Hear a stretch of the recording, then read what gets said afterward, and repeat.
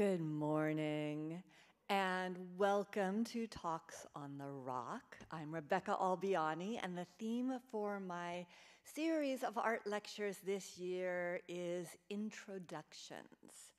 And you may remember that this particular lecture was supposed to take place, I think, in January and got snowed out. But it's an appropriate, more appropriate one perhaps for January than for July, because today I am introducing you to Hendrick Avercamp, who is one of the most beloved old master painters in the Netherlands, but is not at all well known outside his native country. Avercamp specialized in ice scenes, in scenes that captured the atmosphere of those days in a Dutch winter when the canals freeze over and the entire community is out on the ice. Some people are skating. Some people are working, having to make a living even in these harsh conditions. And Avercamp lived during the period we know of as the Little Ice Age, which meant that the winters were longer and colder, certainly, than they are now. There were particularly harsh winters in 1564-65 and 1607-08, and we will find those reflected in art history as well. So Avercamp paints the wealthy. Can you see this dandy with his plumed hat and his breeches and his skates? But we also find people putting on skates, people just going about their business, and very frequently in Avercamp's work, there is an element of raunchiness. So right in the middle of this painting is a couple that has collided on the ice, and they've both fallen. The man has lost his hat, and he's sitting there on the ice, but the woman has pitched forward onto the ice, and this is the period before undergarments. So we get a full view of her behind as she's searching to right herself again. So this kind of body element appears in a lot of Avercamp and really a lot of northern painting from this period. But if you look at this detail, you can see how Avercamp uses atmospheric perspective, things getting mistier as they go off into the distance, and how many tiny figures there are in these paintings, sometimes hundreds of tiny figures, but we'll also see a windmill in the back of this painting. Now, one thing that Avercamp emphasized in a number of his ice scenes is a sense of community. And here he has wealthy people who have fallen through thin ice. Can you see them there? So they are at the left of this scene, and people are rushing to their aid. So you can see the hunter there coming to help pull them out of the ice. So there is a mix of classes. We have peasants, we have the wealthy, we have everywhere in between, all coming out onto these, onto the ice in these scenes. And Avercamp is a pioneer in two genres that will be extremely characteristic of the Dutch Republic in the golden age of the 17th century. Two new genres in the history of art. So one of those genres is landscape painting. Landscape painting essentially does not exist as an independent genre until about 1600. You won't find a painting of trees from the Italian Renaissance. The other characteristic genre that Avercamp combines with landscape is that we call genre painting, which is the painting of everyday life, very frequently peasant life or lives of the less well-off. So Avercamp is pulling together these two threads to create this new Dutch style of painting. Now, Avercamp was born in Amsterdam. His parents were very well educated. His father was a Latin teacher, and his mother was the daughter of the principal of the school where his father taught. But they did not stay in Amsterdam. They moved to Kampen. And Kampen is not on any map. It is in the province of Overijssel. And you can see all of the towns that we've heard of, Delft, The Hague, Amsterdam, Haarlem, and so forth, are mostly in Holland. Kampen is extremely remote. It was not an art center of any note whatsoever, and yet for his entire career, Avercamp would work in Kampen. Now, what we are looking at right now is a map of the Dutch Republic of Avercamp's era. And it had very recently become an independent nation.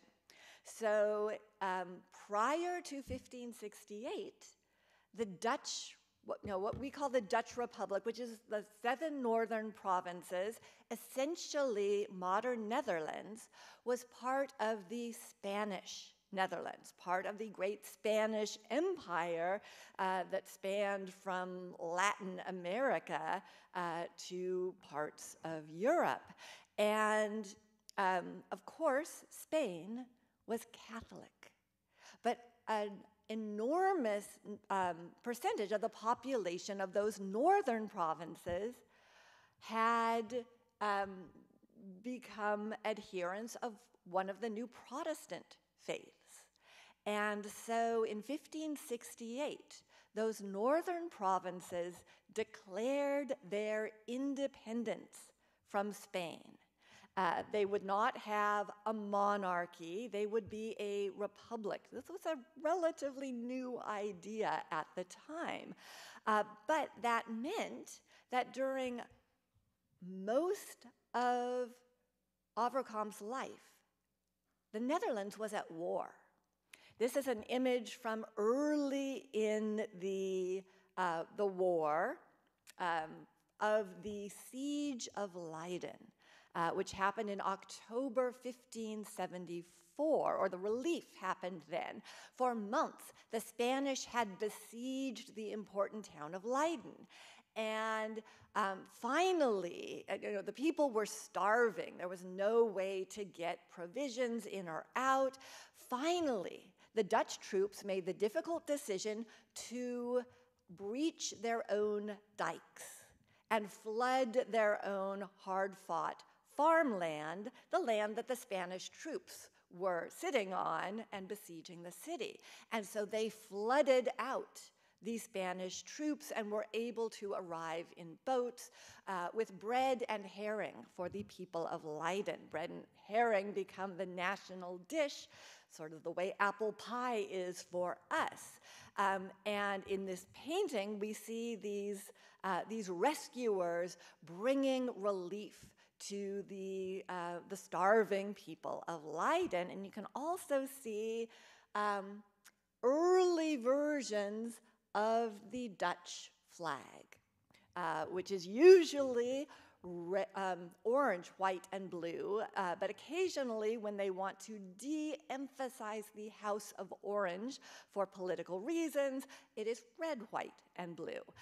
So the point I want to make here is that in the era that Avercamp is painting these delightful scenes of people skating on the ice, his country is at war, has been at war for years. They call it the 80 Years' War, or the Dutch War of Independence. It lasts from 1568 to 1648. Only then is the Netherlands, the Dutch Republic, accepted and acknowledged as a nation by the rest of the European powers. So it's a time of considerable tumult within Dutch society. Now, the genre of the winter landscape originates in Netherlandish art about 200 years before Avercamp, but not as an independent painting to hang on the wall. This famous February page from the very rich Book of Hours of the Duke of Berry is considered the first European winter landscape. So we see that it is, again, a scene of peasant life, that the peasants in the foreground are warming themselves by the fire, again, in the era before underwear. So there's a sort of coarse detail of these people. Aristocrats would not behave like this. In the background, there's a man chopping wood for kindling. Snow dusts the beehives and the beer barrels, and the livestock is, brought in close under a covered pen.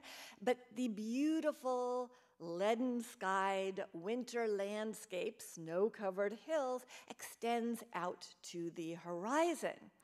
Now, this is part of a calendar series, a series of the months, and it's part of an illuminated manuscript, so this is found only within a book.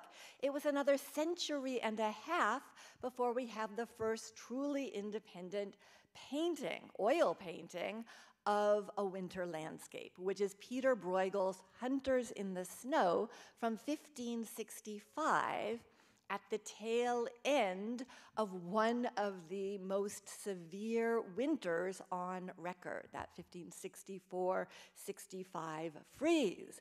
So people were suffering, and the hunters have returned from their hunt with their skinny dogs trailing along behind them and very little to show for their efforts. You can see there are just a couple of skinny birds hanging from the hunter's pole.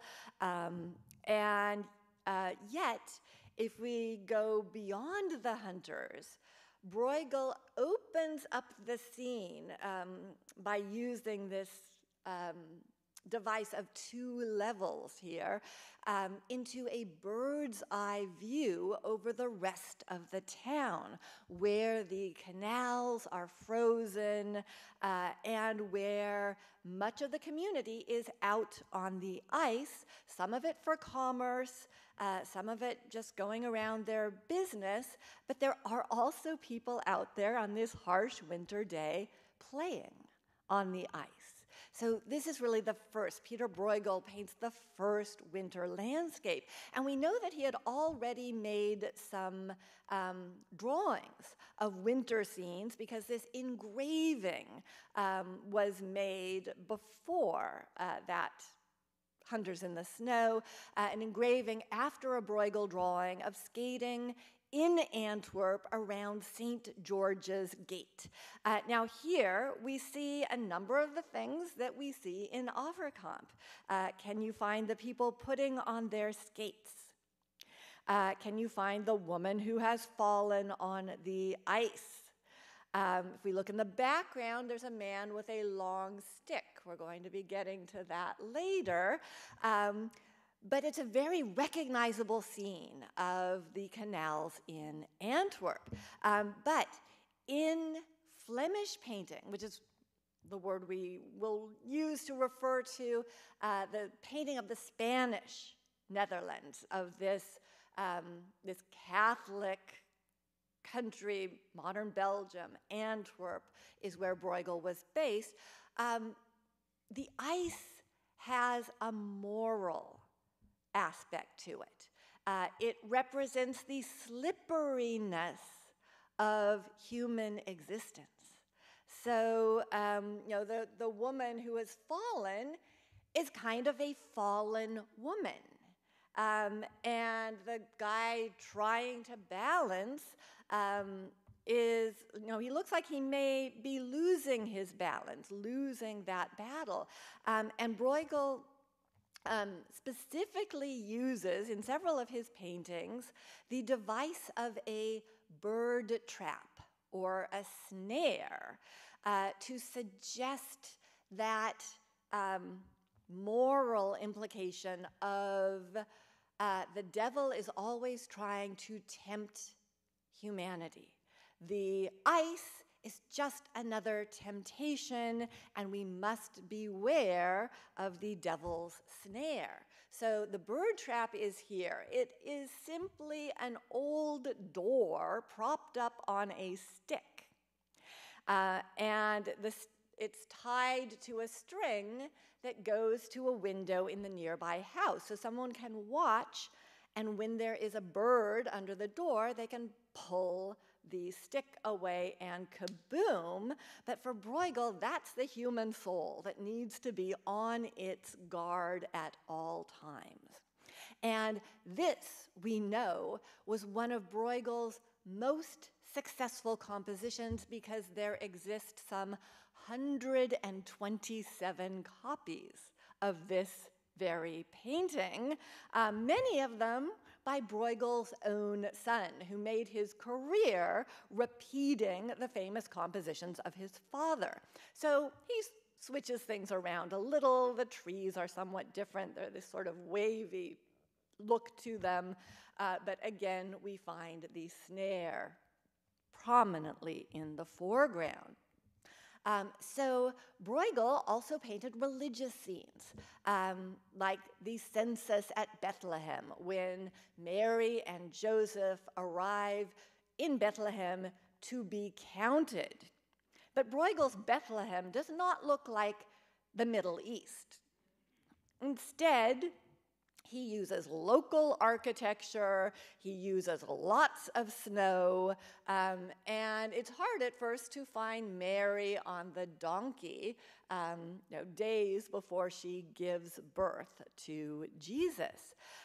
So even his scenes from the Bible are set in Antwerp, are set in the lowlands with the typical weather and a lot of the typical activities as well. Bruegel's work was very popular, and so it was widely imitated by other Flemish artists like Hans Bol. This is a drawing of his, a landscape with skaters, with a castle in the center, with a sort of snap the whip line of skaters going down the center. And Bol's work, like Bruegel's, was frequently engraved. And multiples, prints, etchings, and engravings were widely disseminated throughout the Netherlands, throughout Northern Europe. So something like Bol's Winter Landscape with Skaters, which is tiny. It's only 3 inches in diameter. So he really condenses the castle, the trees, the skaters, the ice into this tiny format. But this is something that Dutch painters working in even remote Kampen might have had access to, because many of these would be printed, they were inexpensive, they were widely disseminated. Now, at the time that the northern provinces separated from the southern ones, and at certain moments of tension in the 80 years that followed, there was emigration northward of Protestants within the Spanish Netherlands. So the war the War for Independence largely happened when Philip II took over the governance of Spain from his much more liberal-minded father, Charles V. Charles V allowed locals to govern religion. Philip II imposed a very strict Catholicism. So many Protestant artists from the Spanish Netherlands would emigrate to the north. We know that Avercamp, though, was born in Amsterdam. Oops, wrong way. As was his teacher, Peter Isaacs. And although Avercamp had moved to Kampen, he returns to Amsterdam to train with Isaacs. Isaacs was a history painter. So this is his fanciful women of Rome gathering at the Capitol. This is what a Dutch painter in about 1600 imagined ancient Rome to have looked like. So there's a palm tree and the statue of Marcus Aurelius and some rather Renaissance-looking architecture. And there doesn't seem to be a lot of transmission between Isaacs and his pupil Avercamp. And we have very few mentions of Avercamp in the archives. So we don't have a lot of information. For instance, we don't know exactly when he was born, although his baptismal date was found. But we strongly believe that Avercamp studied with Isaacs because there are references in the archives about the mute who lives with Isaacs. And Avercamp is always described in the archival documents as the mute of Kampen. We do not know whether he had hearing or not, but we believe that he was deaf-mute because there are other examples of individuals from this period who are referred to in the documents as mute, but whom we know to have been deaf as well. So Avercamp, in this remote village, comes to bustling Amsterdam to study in this history painter's studio as a deaf-mute painter. And Isaacs was Dutch, but a number of his neighbors were refugees from the Spanish Netherlands. One of those who lived right across the street, whose studio was across the street from Isaacs, was an artist named Gilles van Konigslo.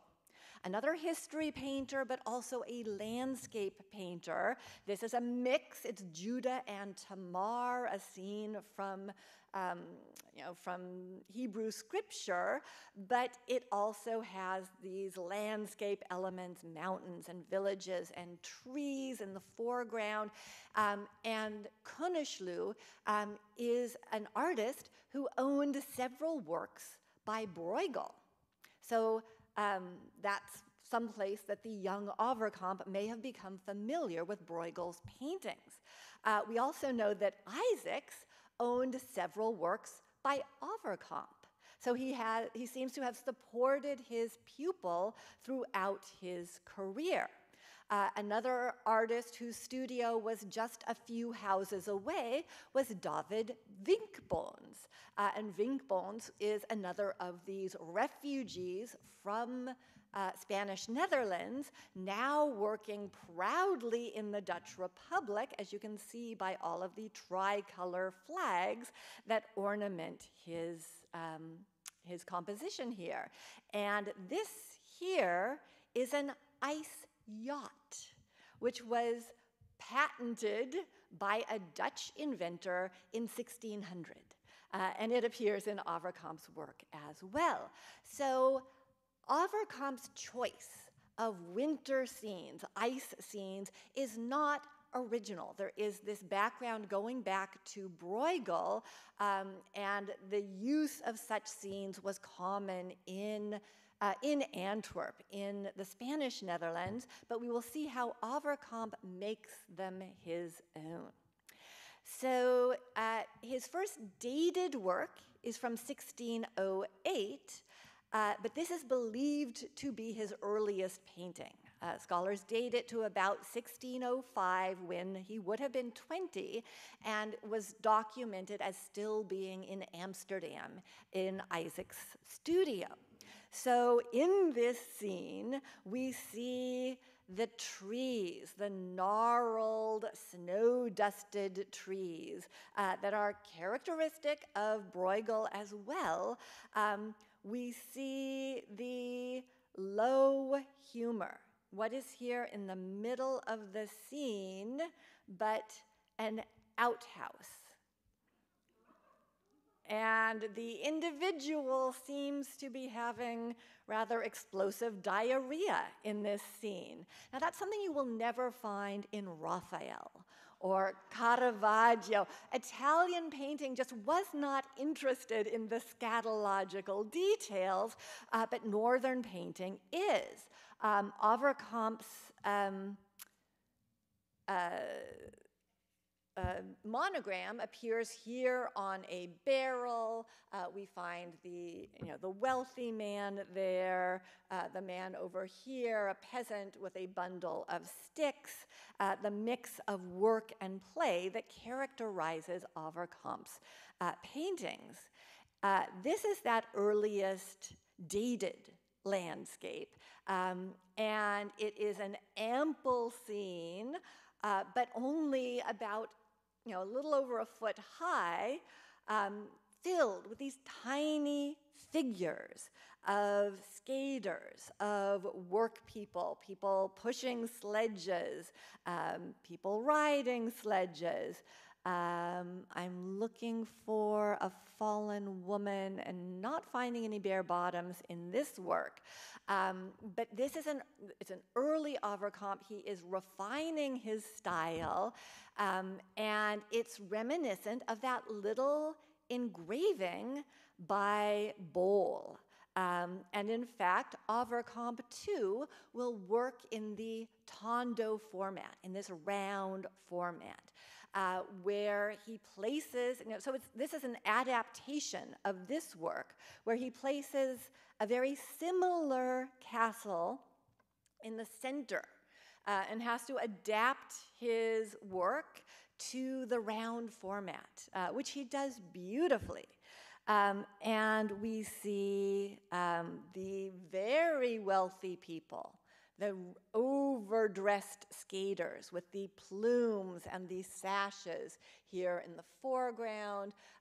We see a snowball fight over here.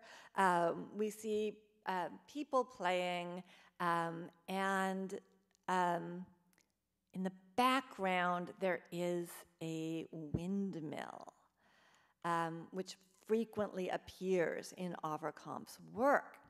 Another thing to look for in his work is the tricolor flag. So it's not on view in some of these early works. It's something that becomes increasingly part of Dutch culture around 1610, and we will see it again and again in his later work. But in this one, we find, again, the scatological details. So we'll look at this bit here and see that not only is there an outhouse, which seems to be a broken old boat set on its end, but the outhouse was full. So this person is just pooping by a tree nearby because he couldn't wait any longer.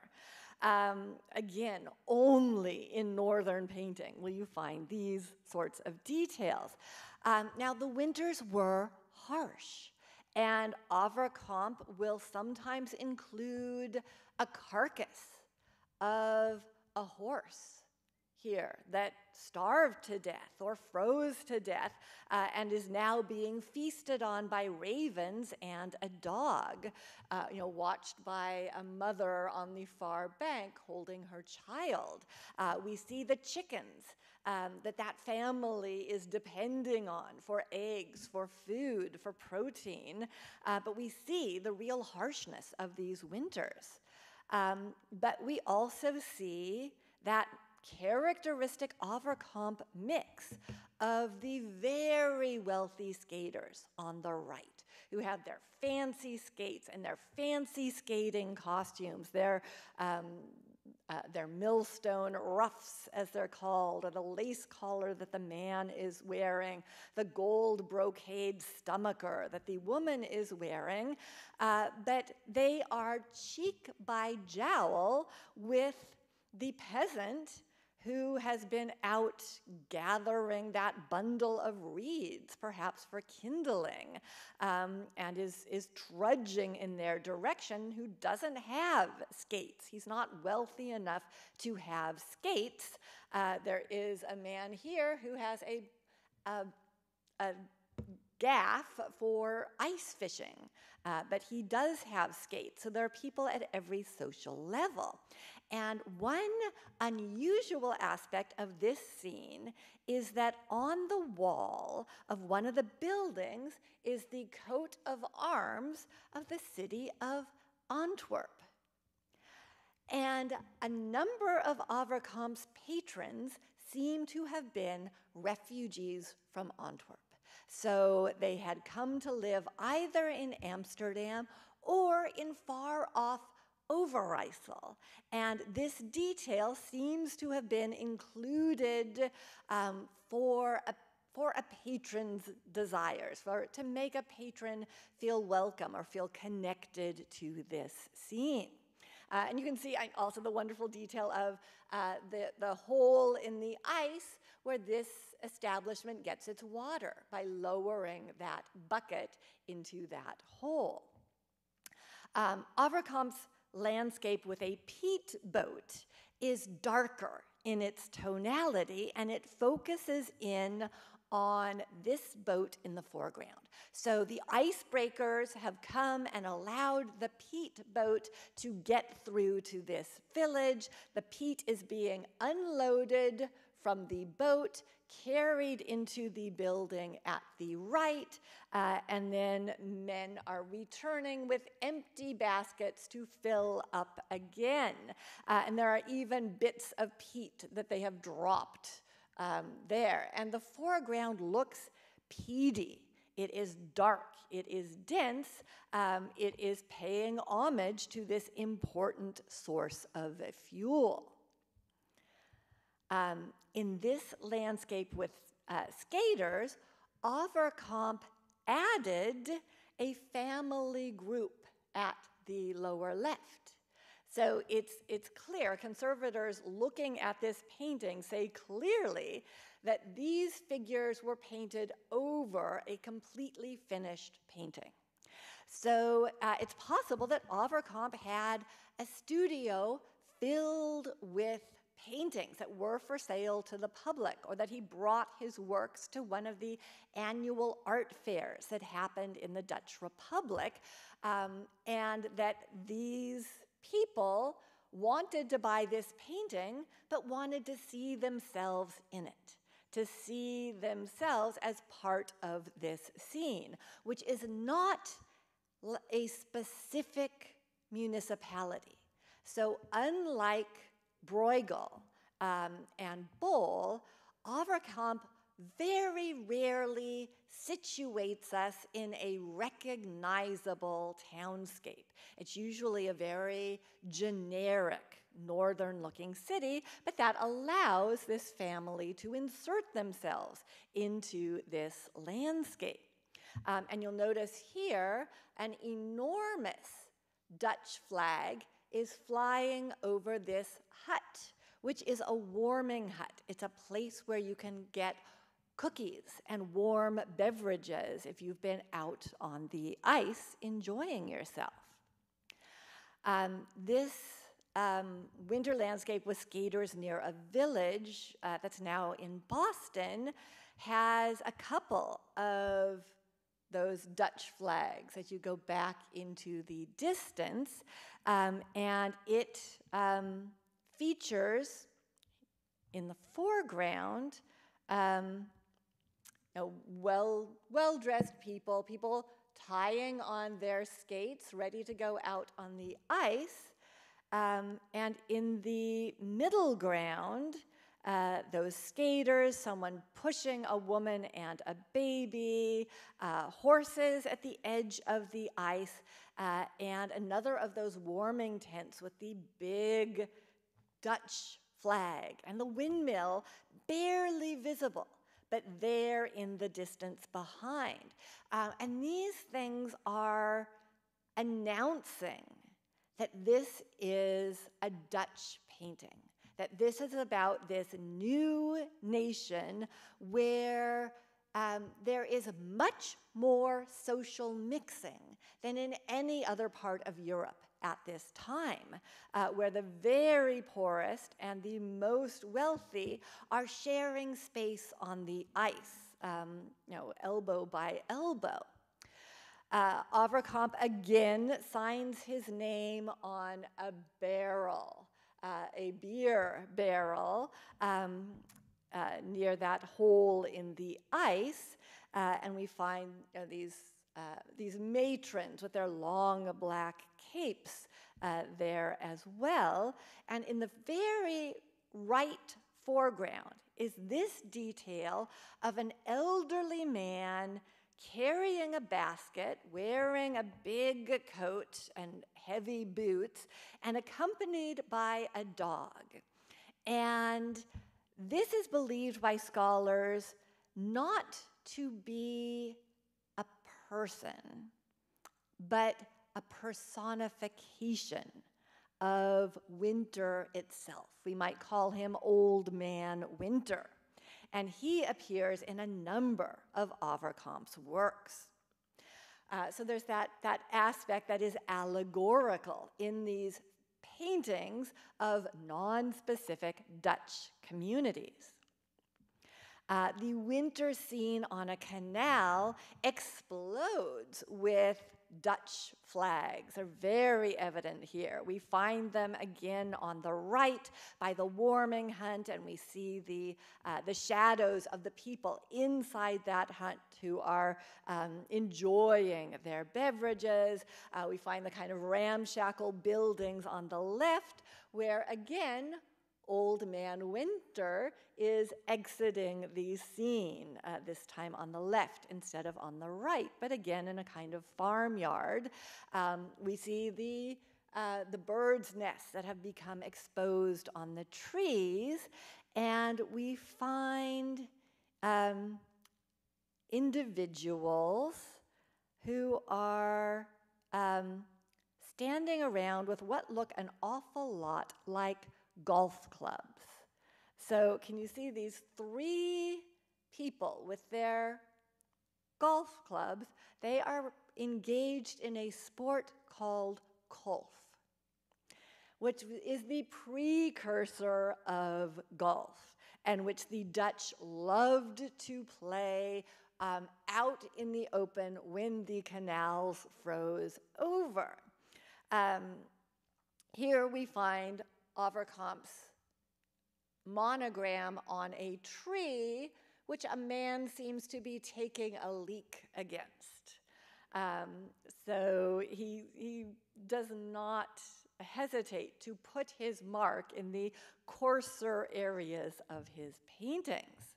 But ethnologists have learned a great deal about Dutch life in winter by looking at Avercamp's ice scenes. Scene on the ice near a town has the same elements that are always rearranged.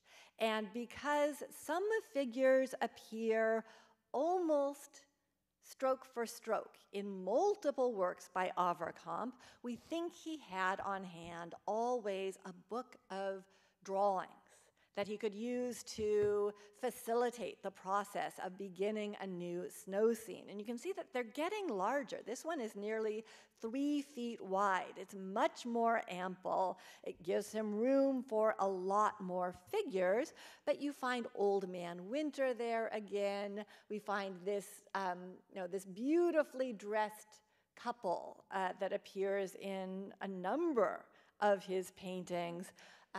There is a horse in the middle with a orange, white, and blue cockade. It's a scene of community on the ice. Some of his works are a little bit sparer.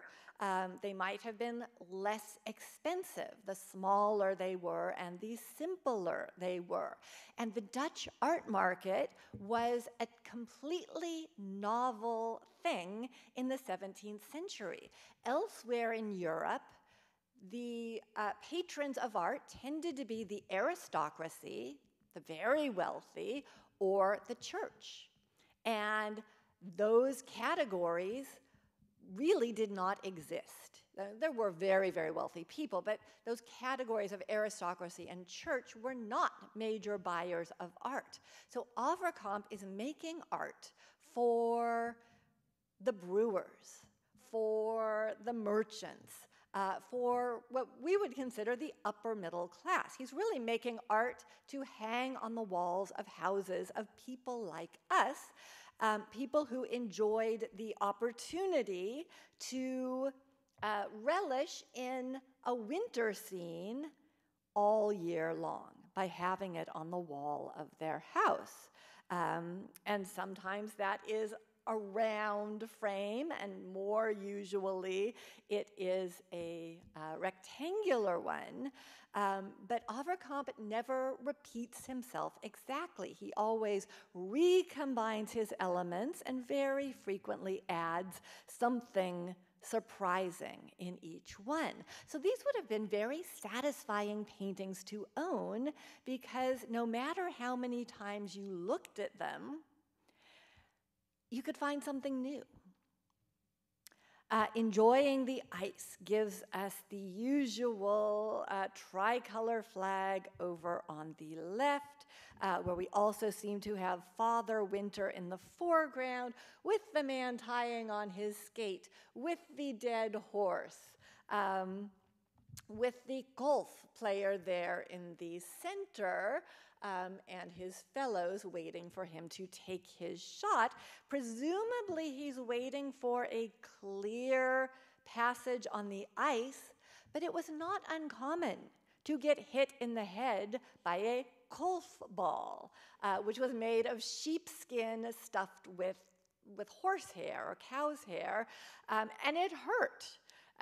There were social critics who said that golf should be regulated, that these wealthy people should not have the liberty to just hit hard balls all over everywhere. Within Avercamp's work, this is an anomaly. It is a drawing of his own town, Kampen, in northeastern Netherlands. And it shows very clearly the walls, the city fortifications, church and some major buildings inside those walls. And there is only one surviving painting in which Avercamp paints the walls of Kampen. So that sketch was probably a study for this painting, which was probably made for a specific local client, perhaps a friend of Avercamp, but someone who wanted to see Kampen itself in one of these busy ice scenes with the usual suspects lined up. But interestingly, in this scene, Avercamp signs his name on the ice. Well, the HA, it's a little hard to see here, but it's right here. And it's as if he is one of the golf players, and they're marking off their strokes. And so that's how he chooses to sign this particular local scene. This one gives us some really especially dressed up people, both in the lower right-hand corner and on these horse-drawn sleighs. And you'll notice that some of the women are wearing black masks. And that is to protect their complexion from the cold. But here we have one of the strongest contrasts within Avercamp's work between the very wealthy, the beautifully dressed couple, and the horse that is so dandified with the plume on its head, with these gorgeous saddle ornaments and so forth, right next to the poor father and son who are chopping a hole in the ice with the axe, who are going to reach down the net and the gaff and try to bring some fish home for dinner. So there is a level of social mixing on the ice in the Netherlands that is not found elsewhere in Europe. And Avercamp's winter scene on a frozen canal now in Los Angeles adds yet another level of society, and one that's rarely depicted in Dutch painting, because here in the foreground we find a young woman who is consulting with a Romany fortune teller. You can see that this woman is darker skinned, and she is holding hands with the unmarried woman there. Her head is not covered, and probably reading her palm. But the Romany were the lowest social level. They did not have fixed habitations. They were itinerant. They were not welcomed within the walls of most Dutch cities. And we can see another Romany woman there who is engaged with a married woman. Her hair is properly covered, perhaps reading her fortune on something else. You can see, again, these details, these well-observed details of how the Romany carried their babies on their backs, of what kind of blankets they wore over them, what kind of shoes they wore, and so forth. Right next to the wealthy young woman is a hunter, with his gun over his shoulder and his successful catch hanging from his belt. Next to that, the familiar figure of the man lacing on his skate, and the very wealthy woman with the black eye mask and the prancing horse. This scene on the ice is a little less busy. Things are stretched out, but it looks like the exact same woman that the Romany fortune teller was speaking to in the last painting, because Avercamp has reused his design, his drawing for that figure. Now, back here, we find those golf players. And there are several in this scene. This is where it starts to get really misty, but these are more defined. And there were two ways to play golf. One was just to see who could hit their ball the farthest.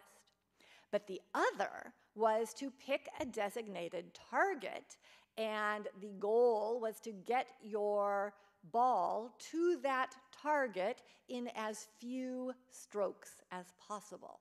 In other words, almost exactly like modern golf. Sometimes Avercamp's sparer works are his most beautiful ones.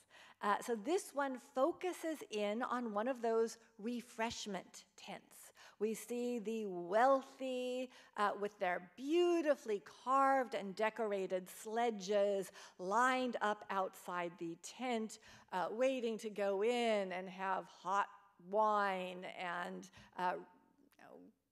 biscuits or refreshments, and they are contrasted with whoever cut this hole in the ice, and with these two peasants who are trudging along with a hog-tied, so hole in ice, hog-tied calf, perhaps taking that calf to slaughter. But there is the usual sunlight that looks like it's either sunset or sunrise, which was much of the time in a place as far north as Overijssel. And in one of his most luminous paintings, we see kolf players on the ice. And the one who is setting up his shot is wearing this gorgeous silk jerkin and a millstone ruff collar and garters and green stockings, and they are watched with amazement by the ice fishers, who can hardly believe the luxury of these men who are playing and not working on the ice. And we see that as well in this little winter scene with two gentlemen playing kolf. But this is not a study for a finished painting. This is an individual work of art, because it appears that Avercamp, in addition to his painting practice, made finely finished small drawings. This one is only postcard sized, that he would sell at the lower end of the art market, so that his work was available to much less wealthy patrons. So this work would cost a lot less than that work, and that work would probably cost less than one of the very eventful paintings with many more figures. So his drawings are often just as detailed as his paintings. And we find the same mix of people. And here again, in a drawing, not a painting, we have a recognizable place this is just outside the walls of Kampen. Now, some of his drawings are preparatory studies. And here we see two studies of a skate sharpener, someone who would be out there near the ice, ready to sharpen your skates for a few coppers when they got dull. So this one up here in the upper left was probably drawn hastily from life and then elaborated in his studio into this figure with the watercolor and the children looking on. This is a study of a duck hunter, roughly sketched out in pencil on paper, but it would form the basis of some of those hunters we've already seen in his paintings, or figures like this one in his finished drawings in the winter landscape with a duck hunter. I think the dog looks a little nervous about the way that the hunter is holding his gun. These skaters on the ice take us up close. So we know that Avercamp did costume studies, and that he would reuse the same costume in various paintings, sometimes giving it different colors. Very often it's a yellow tunic and black pants. But here we see the kolf players, we see the peasant pushing probably beer around on a sledge, and we see the couple with not a care in the world skating around on their fancy skates. Here, Avercamp gives us 3 beautifully dressed individuals standing around in a landscape. And these may have been sold almost as fashion plates to show people in Kampen what people were wearing in Amsterdam, what the fashions were for a particular time. And we know that he did not sketch these 3 people together because there are rougher sketches of 2 of these figures that survive in just pencil, but he has put them together to create this composition. The winter landscape with figures on the ice and a gallows in the distance may seem like a really grim theme for a work of art, and it is, but it also was a source of pride in the Netherlands, that each community had its own judicial system. If they were still under Habsburg rule, if they were still part of the Spanish Netherlands, justice would be administered by Spanish officials, by their overlords, whereas in the Dutch Republic, each of the regions had its own courts and its own system of meting out punishments. So it's kind of like the tricolor flag to see a gallows in the distance of one of Avercamp's works. Now, not all of his drawings are ice scenes. This is a winter landscape, a nocturne, but here the canals are still passable. They have not yet frozen over. And here, there is no ice at all, but it's a springtime image of eel fishermen and their dog, and the cows who are grazing, and the pig who's fertilizing the field at the left, and the kinds of commerce that characterize the Dutch Republic in other seasons of the year.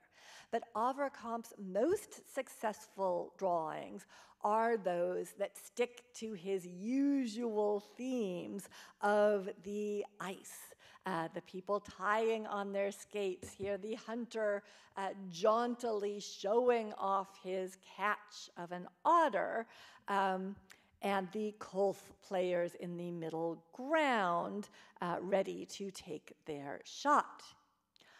Avercamp had a lot of imitators, and until his death date was found, and that was not until the 20th century that it was proven that he had died in 1634, there were works that were attributed to Avercamp that were clearly painted in the 1650s, 1660s, and beyond. Avercamp's mother died just a few months before he did, in 1634, and she wrote her will a month prior to her death and asked the town fathers of Avercamp to give her son an annuity because he was wretched. So that piece of archival documentation was known, and it was long thought that this poor, deaf-mute painter in far-off Kampen could not make a living, and therefore he was financially wretched, and his mother was having to beg for, a state handout for him. But given the fact that Avercamp died so soon after his mother's will, within 6 months of that writing of that will, scholars now believe that Avercamp was simply very ill. and that was why he wasn't able to earn his living in those last few months of his life. We have enough of his output and enough of his followers that this was clearly a very popular vein for an artist to mine in the Dutch Republic. Now, to our knowledge, he had only one real pupil, and that was his nephew, Barend Avercamp. Hendrick himself never married or had children. And Barend, too, although he painted other landscapes as well, specialized in snow scenes, like this of the frozen IJssel outside Kampen. But unlike his uncle, he preferred to have very geographically specific scenes. So in Barend Averkamp's work, we frequently see the ramparts of Kampen and other identifiable buildings that are not the fantasy buildings of Avercamp. But Averkamp's legacy is clear. Barend would not have had this successful career had his uncle not created such a popular genre of painting. In Avercamp the Elder's works, we find Dutch society working in a way that society works in the Netherlands, or did at that time, and did very rarely elsewhere. So we find the wealthy and the miserably poor and the working poor and the the better off but not exactly living in luxury. All these people, and many more, are out on the ice with their skates, with their boots, with their sledges, with their golf clubs, and so forth. And there is a real pride in not the specific place of Kampen, but in the Dutch Republic in these works. That is testified to by all of the Dutch flags, the horses wearing the Dutch colors in their plumes, the windmills, the golf playing itself, which was really known as a Dutch sport. And there's this sense of inclusion, of the entire community coming together when the when the canals freeze over. And one of Averkamp's achievements, and one of the reasons he is so popular, is that he was able to depict that uniquely Dutch joy of the moment that the canals freeze over and everyone gets to go outside on the frozen ice and skate to their heart's delight. Thank you.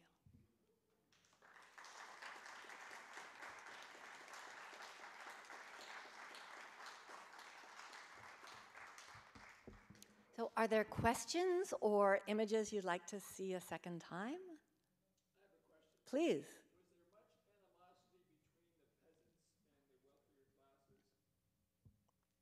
Was there much animosity between the peasants and the wealthier classes? There was less animosity in the Dutch Republic than there was elsewhere in Europe, and it's been called the Great 17th Century Exception. So in France, in Italy, in the principalities that are now Germany, in the Holy Roman Empire, in the 17th century there were bread riots. There was widespread famine in parts of the century. There was, of course, war, and the 80 Years' War of the Dutch Republic gets rolled into the 30 Years' War that roils Europe from 1618 to 1648. And only at the end of that, both of those conflicts end together. The Dutch are acknowledged as a nation, and the boundaries of Europe are redrawn, and the Catholic countries fail to recapture significant swaths of lands that had become Protestant. But in the Dutch Republic, with the windmills, they reclaimed thousands of acres of arable land. And so people had farms, they had dairy, they had a horticultural industry that is to this day an important part of the Dutch economy. They were right on the edge of the sea, so they had mussels and fish and shellfish in abundance. The scholars have done studies on what British sailors ate in these years versus what the Dutch sailors ate, and the Dutch were much better fed, they were much better provisioned. There was less class strife in the Dutch Republic, but you also had less inequality. You did not have the ridiculously wealthy monarchs and emperors and princes and popes in the Dutch Republic. So the most wealthy were modest compared to some of the wealthiest French aristocrats. This is the era of Louis XIV and so forth. Well, this is a little before Louis, but there was less inequality, there was less strife in the Dutch Republic. And in many ways, it's the first European nation that kind of looks like ours, and whose artistic interests were not strictly religious and glorifying the aristocracy, but looking at paintings of fruit and flowers and landscapes and everyday life. So yes, there was some strife, but not nearly to the extent that there was elsewhere in Europe. Yes? I'm still trying to wrap my head around the scatological aspect. Was that it? I mean, were they thumbing their nose for the more liberal Dutch Republic? If you're saying that middle class or upper middle class people would be putting these kinds of things in proudly on the walls of their Mm-hmm. was that kind of maybe to thumb their noses at the more conservative Catholics down south? It's a really good question that I do not, that's a button and outhouse, there we go. There's one right there.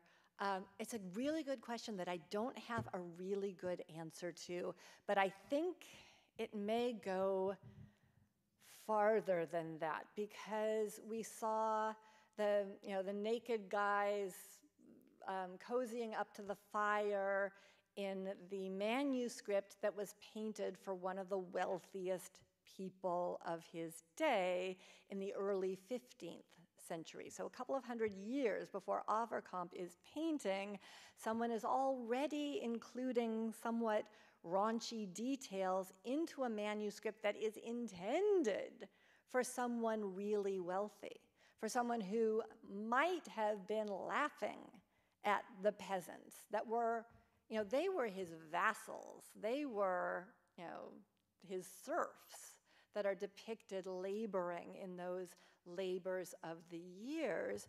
And it's a really good question how the Dutch might have taken that tradition, because for them, these serfs are almost their customers for a painter of this period.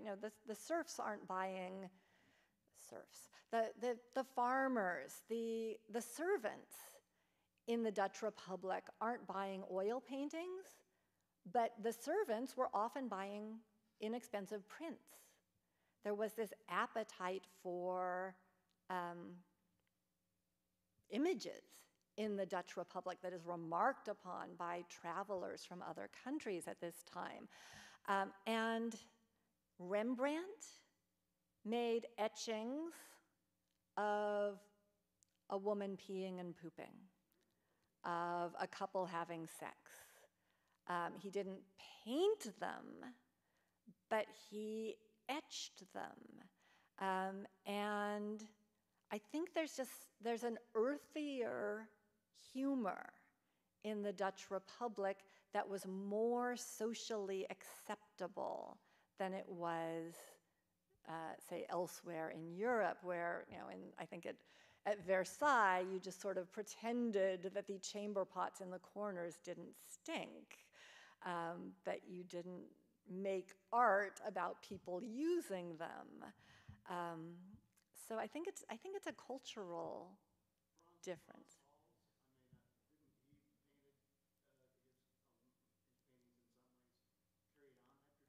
Frans Hals paints a lot of people drinking. There's nothing, I think, overtly scatological in Frans Hals because he's primarily a portrait painter, but there are like people holding up sausages in suggestive ways in Frans Hals paintings.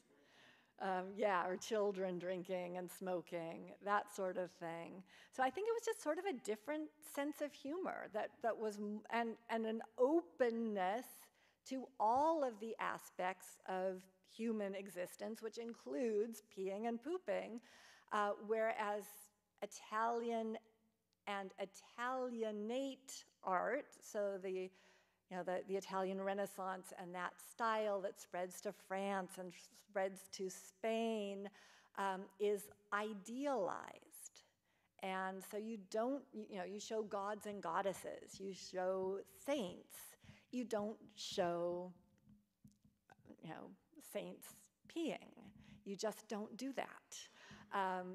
And so it's there's a hearty strain of realism in Northern art that goes well back into the early Renaissance. I mean, you can see it in Jan van Eyck. Is it a Van Eyck or is it there's an early oil painting. No, I think it's Robert Campen, where St. Joseph is building mousetraps. It's just a sort of homely detail that you wouldn't find in the South, in Italy, but it also was allegorical because the mousetrap could be something to catch the devil in. But there's this tradition of realism, whereas Italianate art has a tradition of idealism. Yes?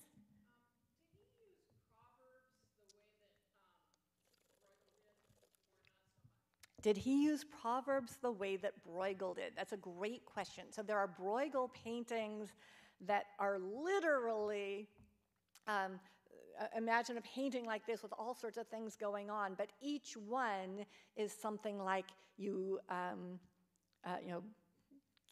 can't kill, I don't know, what's a proverb? A bird in the hand is worth two in the bush, and you'll find a guy with a bird in his hand and two birds sitting in the bush, or that sort of thing. And I don't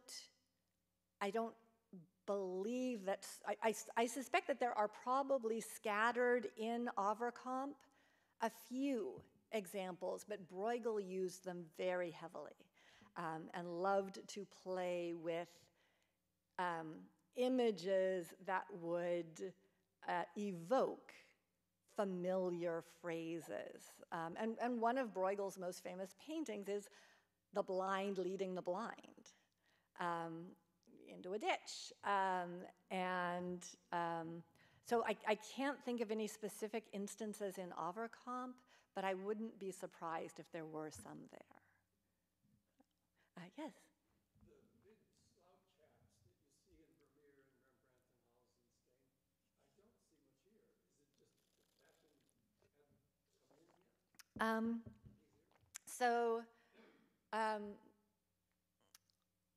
Well, Hals is earlier. Hals is about contemporary with Avercamp, but Rembrandt is born 20 years later, and Vermeer is born another 20 years or so after that. So I think they may have come into fashion a little bit later, and some of them are actually beaver hats that are from beavers from the New World that had, the pelts were then imported into the Dutch Republic, and they had a maritime empire. They had a tremendous shipping empire, so they had trading contacts all over the globe. So I don't know if they're just not Avercamp's. Let's see if we can find in any of the details. I suspect they're just not in style yet. That Avercamp's, most of his works are from the 1620s, teens and 20s, and I suspect they came into style a little later. And he did not live to 50, whereas Frans Hals, who was about his contemporary, lived into his 80s. So that's my suspicion, is that they come into style a little bit later. Yes?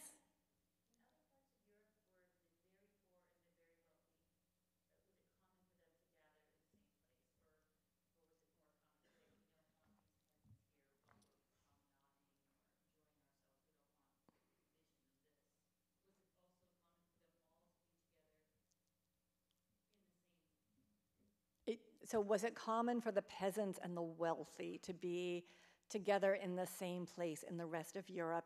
It was much less common. So a lot of the very poor in the rest of Europe are agricultural laborers, but even in urban settings where there would be beggars, they're not mixing in the same way.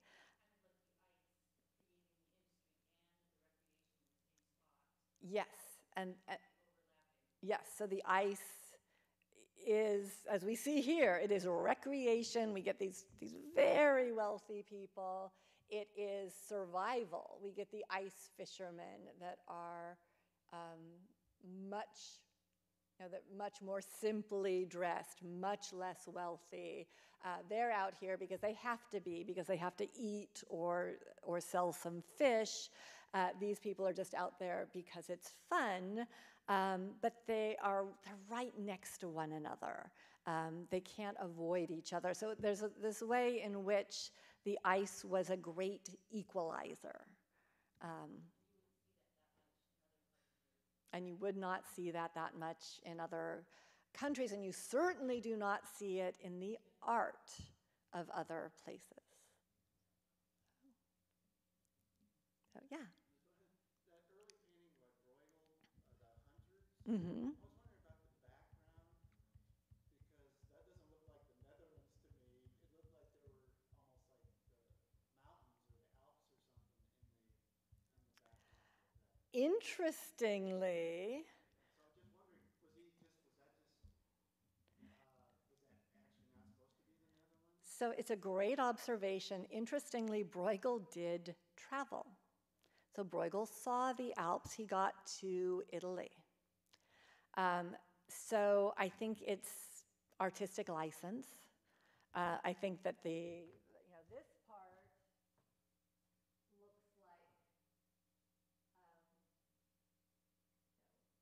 the Netherlands, but then you have these jagged peaks sticking up that I think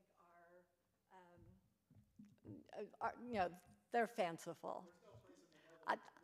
I can't think of one, or, Bruegel is a Flemish painter, so he's in the Spanish Netherlands, modern-day Belgium, and I can't think of a place in Belgium that has peaks like that either. So I think he's inserting those, maybe from sketches that he made on his travels, and maybe purely from his imagination. But, yeah. It's a great painting, though.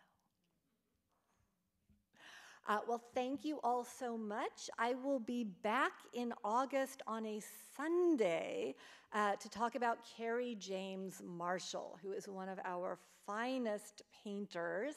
And I hope to see many of you there. And we're experimenting with a weekend rather than a midweek, midday time slot to see if we can get a bigger audience. So tell your friends, and we'll see what happens. Thank you.